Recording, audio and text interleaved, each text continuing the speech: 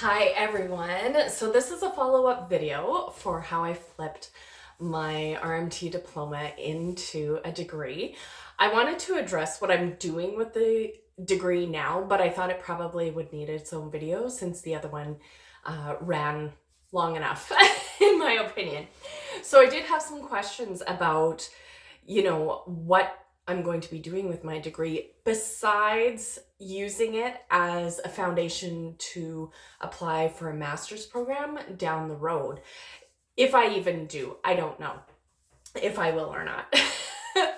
But what I was able to do while I was in school, I was approached by a woman who was doing a PhD in nursing, and she studies rural medicine, rural healthcare, and really everything to do with small town, rural, and remote nursing, healthcare, mental health. She does research in these areas.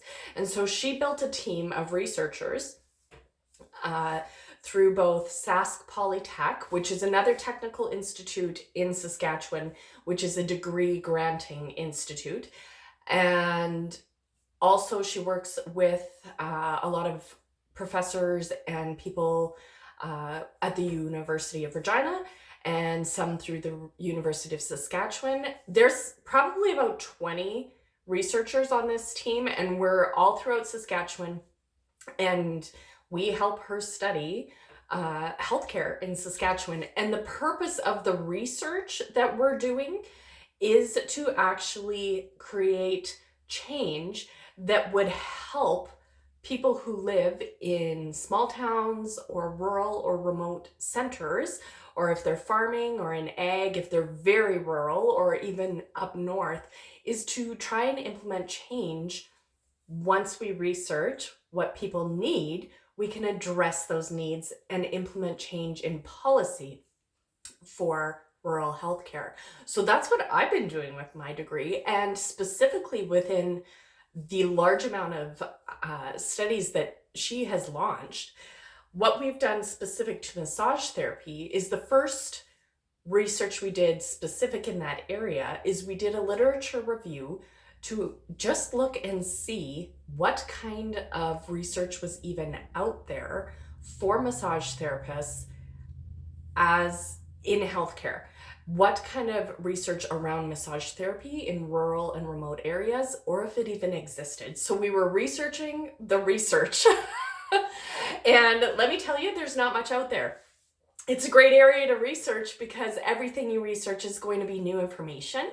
And so that's what we found with our first massage specific research project, is really that there's not any information about rural, remote, small town kind of practices as a whole within the healthcare system and what it does within the healthcare system.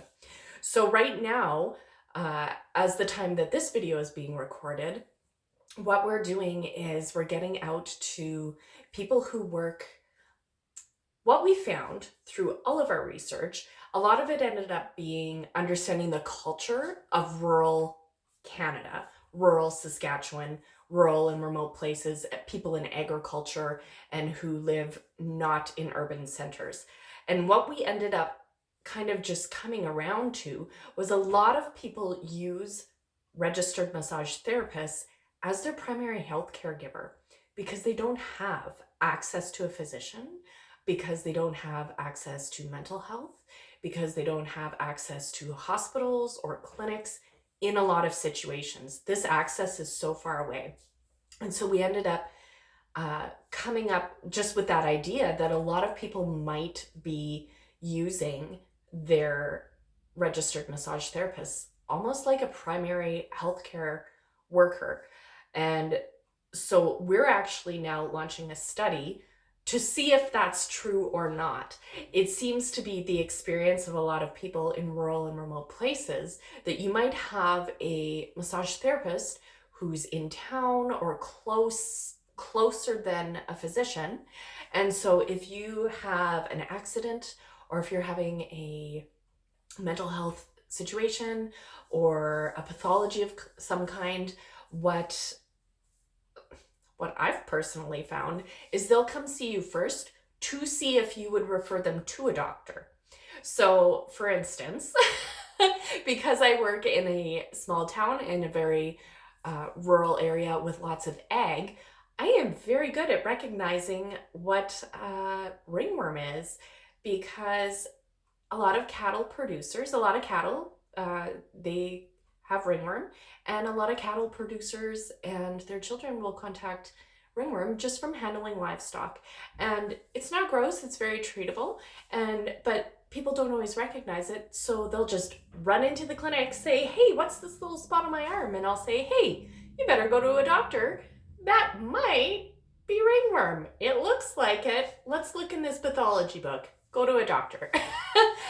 Of course, the doctor is the one providing the diagnosis and all that kind of stuff, but we're allowed to know what these things are and then refer people out to the proper healthcare providers for that. Whereas a lot of times, if the farmer or rancher, let's say, doesn't have access to a physician or someone in the healthcare system, if it's easier to get to someone who's not a physician, just so that they don't waste their time going to a physician, because a lot of people are driving very far. We're talking hours and hours.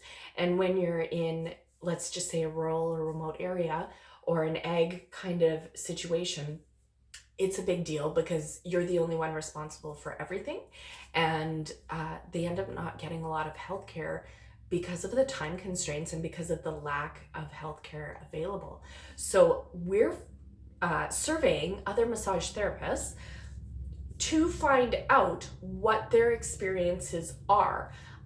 I think they might be similar to what the experiences I'm having. And a lot of our researchers, all of the researchers we have on the team are in healthcare in an experienced rural or remote living or some kind of connection with ag, so they understand that culture. And just with the anecdotal evidence of everyone saying, yeah, we do treat our RMTs almost like a healthcare practitioner who's primary. That's kind of what launched this study off too. Also, if you're in a small town or a rural or remote area, you will find if there are physicians available, they will come to you and use you as their primary healthcare provider.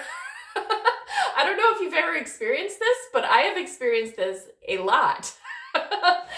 The physicians will use you because they already know, right, when they're going to need a medication, when they're already going to, those kinds of things, they're going to, of course, take care of themselves.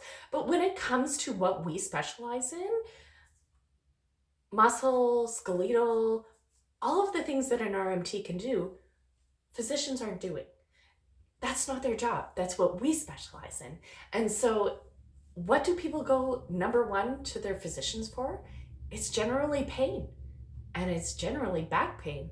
And so physicians start really utilizing, in my opinion, physicians start utilizing their local RMTs as their primary healthcare giver, lots of times because we're the only ones available. We're the only ones that will spend an hour with someone. So, like I said, the research that we're doing right now, this has been my experience, and this has been the experience of a lot of people in the research team, that they would testify to this kind of stuff being true.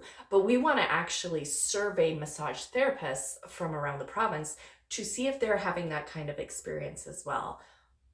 From my opinion, of course they will. But let's see if it's true or not and do the actual research. Maybe it's not true. Maybe I'm the only one having this experience. I doubt it. But maybe we'll have different results than what I'm expecting, which will be really interesting. That is what I'm applying my degree to right now. That's one of the opportunities that has been opened up to me because I have a degree. I would have been asked either way because just with my connections through the area and being interested in research. but having that degree is opening up more avenues of research. It's something I'm interested in. If you're going for a degree, you might not be interested in research. So maybe it's an avenue that you don't want in your life and you don't care about. There's other ways to apply even a very general degree like mine to the RMT practice. But this has been my experience in what I'm doing with it right now. And it's been so fulfilling, so fantastic. I've really enjoyed the research so far. I'm really looking forward to more research in the future. But that's the biggest thing that I've been able to do because I learned all those skills, research skills, how to write, how to do literature reviews, all those types of things, how to go through and find evidence or understand how to create the type of research that would create and figure out evidence for or against whatever it turns out to be. That's really a huge part of what I learned through taking and flipping my diploma into a degree, which they don't even have time to teach that stuff in RMT school. You know, when you go to RMT school, it is intense. They take about 4 years worth of human biology knowledge, physiology, kinesiology, pathology, all of the practical classes. They take about 4 years worth and stuff it in to your diploma, and you are going hard for a couple years to learn all that information, and they don't even really have time to teach you things like proper research and how to become a good writer and how that's going to benefit you when you go into practice, if you want it to benefit you, if that's the way you decide to go. Okay, so that's how I'm using my degree and applying it to my RMT practice right now, or one of the ways anyway, one of the larger ways that I'm really enjoying. And I just wanted to make the video separate because it's kind of a separate subject. If you want to look up the research team has been called FARM-H. Farm, all capital letters, H, small letters. So it's the Farmers and Ranchers Mental Health Initiative is kind of the scope that it comes under, but there's a lot of non-mental health stuff that's going on as well. And one of the websites that we have set up, and this is related to mental health, because we did, through a lot of research, find out that people in rural and remote areas, and specifically in ag situations, don't have a lot of time or necessarily the resources, and definitely not the physical resources of people being in their area for mental health. So if you go to Sask Ag Matters, you can just look and see how it's been set up that farmers and ranchers in Saskatchewan will qualify for 6 free mental health support sessions. So we have 3 mental health practitioners on our team. 2 of them are social workers, and 1 of them is a doctor of psychology, and they are all able to do mental health counseling, and they all have training in farming and ranching culture, and most of them grew up this way as well. So they not only understand the culture, they've lived the culture as well, and they understand the lack of resources out there for the areas, rural and remote areas that aren't urban. And so they have a real understanding of what our producers are going through. That's just an example of one of the websites and one of the programs that has come out of the research. And like I said, the research is like very vast, even far beyond massage therapy, into things like mental health, that kind of thing. But thank you for joining me for this video. I appreciate you being here. Thank you for watching my first one as well. If you want to like and subscribe, I am going to be continuously adding content. If you want to find me on Facebook, I'm the RMT. And if you want to find me on Instagram, I'm the RMT there as well. Of course, if you're seeing this, you're on YouTube, which is the RMT. Okay, I will talk to you later. I hope you're all having a great day. Bye for now.